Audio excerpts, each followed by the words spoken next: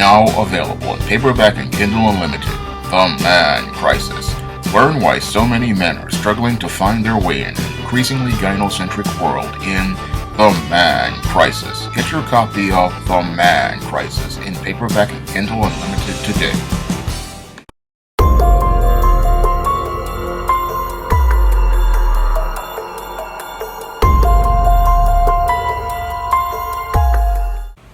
A 10-year-old boy was arrested and charged in the alleged murder of his mother after she allegedly wouldn't buy him an expensive virtual reality headset from Amazon.com. Now, in this incident, which took place in November, 44-year-old Kiana Mann was shot in the eye at close range, allegedly by her son, after she said that she would not buy him a $400 Oculus virtual reality headset from Amazon.com. Now, this boy was allegedly angry because his mother woke him up 30 minutes early, and when he asked for this headset, she told him no, and after being told no, he allegedly got the keys to the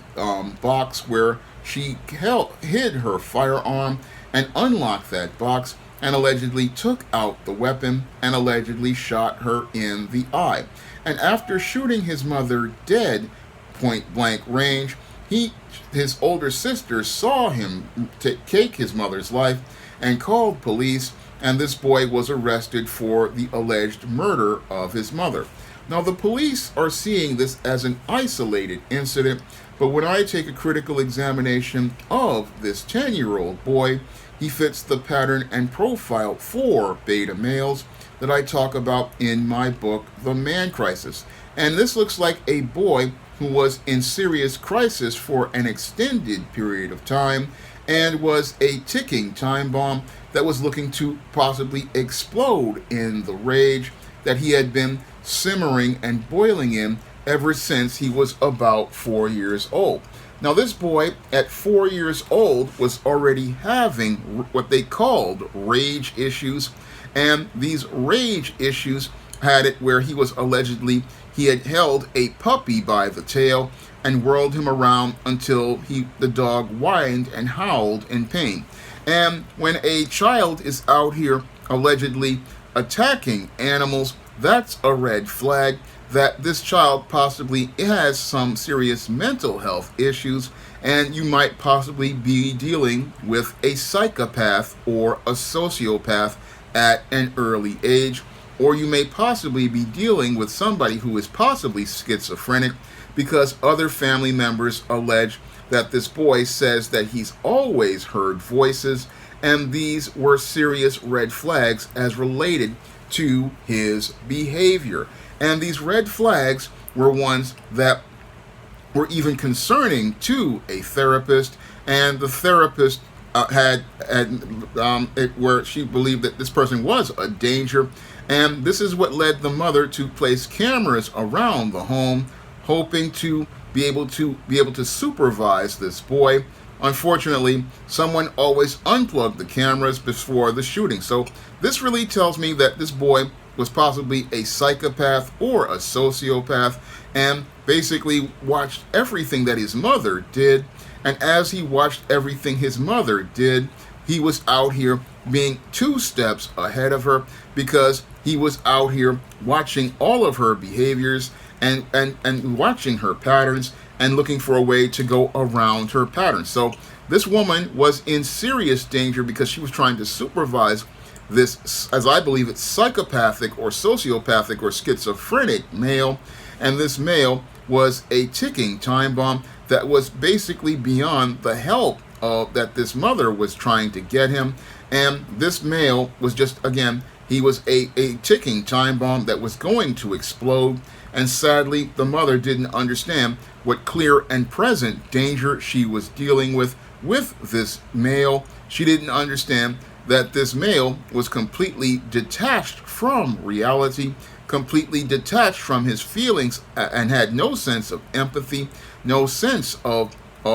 any sort of care for anyone. Because for a boy to murder his mother, that just shows that there is a serious issue as related to his mental health. and how he was basically, as I said it again, a psychopath or a sociopath, because only a psychopath or a sociopath has no empathy and no regard for family, because most boys, they love their mothers, and even if their mother tells them no, they still love their mother and accept being told no, and will go out here and try to either find another way to get what they want. But with a psychopath or a sociopath or even a schizophrenic individual, they will go out here and look to do harm to someone because they didn't get what they want. And that's what I believe happened here with this 10-year-old boy, because I don't know if he would be schizophrenic, but I do believe that he was either psychotic or a sociopath. And because he didn't get what he wanted, he felt justified in taking his mother's life because she wouldn't give him what he wanted. And that's why I believe he possibly was watching and studying his mother and looking to seeing where she kept her firearm. And once he saw her patterns as related to her behavior, he found out where she kept the keys, she found out where she kept her gun, and then he decided, since she was going to say no to him, he was going to say no to her having any more life, and he was going to go out here and take her life, I believe, with malice of forethought, because when it comes down to sociopaths and psychopaths, they will go out here and believe that they have every right to harm you because either you don't agree with them, you don't give them what they want, and they believe that they have every right to harm you. And this is the frame of thinking that a psychopath or a sociopath has. And again, she took the boy into therapy, but the place this boy needed to be in a mental health institution where he could be supervised and controlled. Unfortunately, many single mothers are so caught up in their feelings about caring for their son that they believe in some cases that they're a failure if they go out here and put their children into a facility. But with this boy, who was already assaulting animals at 4 years old, I believe the only thing that could be done in the case of a male like this is they need to be put into a facility, because that's the only way to be able to deal with their rage issues, by putting them in a place where they can be supervised by mental health professionals who can objectively assess their behavior, assess how dangerous they are, and assess them and provide them with medication that will help be able to deal with their behavior. I mean, this is, again, a very sad story for me to hear, because, again, you had a therapist saying that there was a concerning diagnosis, but after reading this story and having a family member who had a disability who sadly passed away, I can tell you the only way you can deal with this type of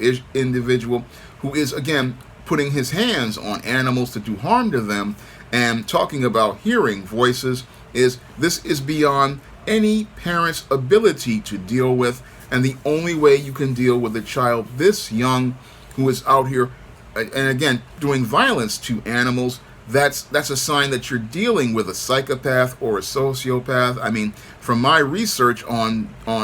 men in crisis, this is on the extreme, again, as related to the spectrum of violent behaviors. And when you see a child participating in this behavior at an early age, this is one of the indicators that you're, again, dealing with a psychopath or a sociopath, because many serial killers started out by attacking animals, and they also started out with anger issues. People said that he had rage issues. These were red flags, but sadly, because this mother really was trying to do things on her own, she thought she could raise a boy to be a man, but what she was raising was a man in crisis, and this man in crisis was, a time bomb that was inside of her home. She thought she could manage it, but there was no managing this boy who became a man in crisis. And that man in crisis sadly wound up taking his mother's life, and now is looking at the possibility of being in prison for the rest of his life. I mean, they're looking at the possibility of giving him a 60-year sentence in prison for this first-degree homicide, done with malice aforethought, and it's all because she didn't know how to work with a son like this. And this whole case highlights the why we can't gloss over mental health with Jesus and Oprah. No, we can't gloss over mental health with Jesus and Oprah like most black people do. Whenever you're dealing with somebody who has serious mental health issues, you need to really take it seriously, because you have to take it seriously, because when you're dealing with someone who is mentally unstable, it's not only that person's life that's in jeopardy, yours is too, because there's no telling what these individuals are capable of, because when these people can't get their way, they will participate in a spectrum of violent behaviors. And what's really troubling about this whole case is that this is the youngest age of a man in crisis I have seen so far. Over the last year or so, I have been seeing the age of these violent individuals like mass shooters get younger and younger. I mean, I've seen the average age go from being a person who was in their 50s or their 40s or their 30s to now being in their teens, and now we have somebody who is even prepubescent, and we have a child now participating in an extreme act of violence. And it just shows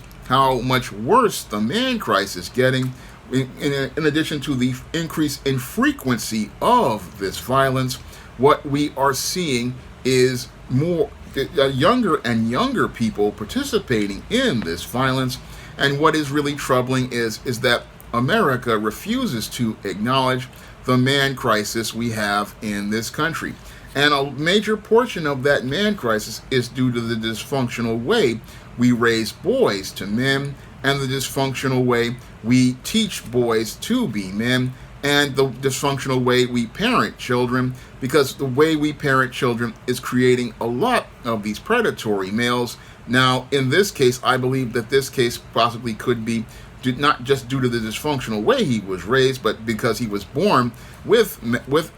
psychosis. But I have to wonder what would trigger psychosis into, or sociopathic mindset into, a child at an early age. But this child definitely, again, he needed to be in a facility because he was a clear and present danger to himself. This is not something that could be dealt with a camera. No, this type of person needed to be put into a facility. And what's really scary about this whole situation with this 10-year-old is that he's just the tip of the iceberg. There are a lot more of these males out here, and there are, again, as I see it, over 100 million of these kind of guys out here. And what's really scary for America is, again, we don't know. It's not a matter of if they're going to go off, it's a matter of when. And the scary part is nobody knows what damage these individuals will do when they go out here and participate in their violence. Now, this boy, because he was in his feelings about murdering his mother, because he didn't get what he wanted, he didn't think about the long-term consequences. And those long-term consequences is that he basically destroyed his entire family, because now he doesn't,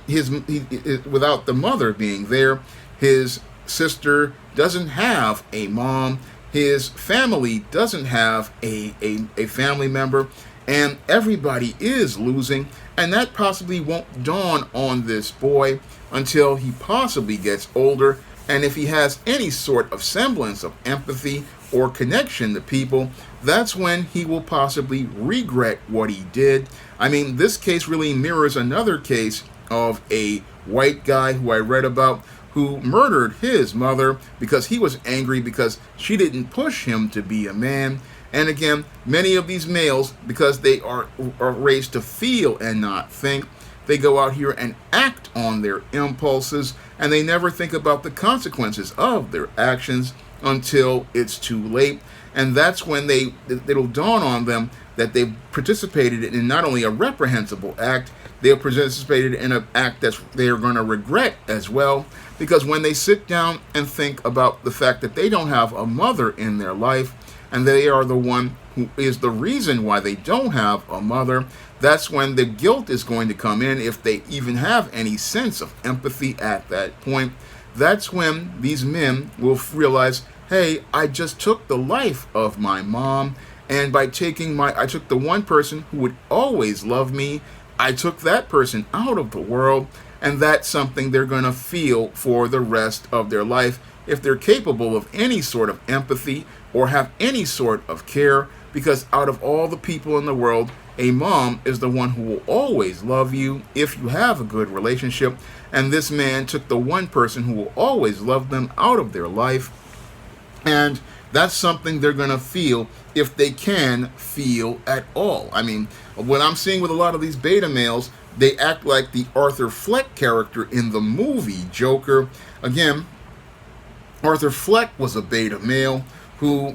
he saw people as tools because of the dysfunctional way he was raised, and he looked to use people, and because people didn't do what he wanted, he felt he was justified in killing them because he wasn't getting what he wanted, and that's what made him a monster, and that's what makes these males into monsters. I mean, when I look at this case, again, it's a very disturbing one because it shows how much worse the man crisis is getting in this country, because this is the youngest beta male I've seen so far, and this being the youngest one at 10 years old is quite scary, because I've seen a lot of cases of violence as related to these beta males, but this is one of the scariest ones I've seen, because this boy was only 10 years old, and he took the life of his mother because he wouldn't buy him a virtual reality's headset, and now he's going to be living in a dark reality if he's convicted of this crime. Either he's going to wind up in a mental health facility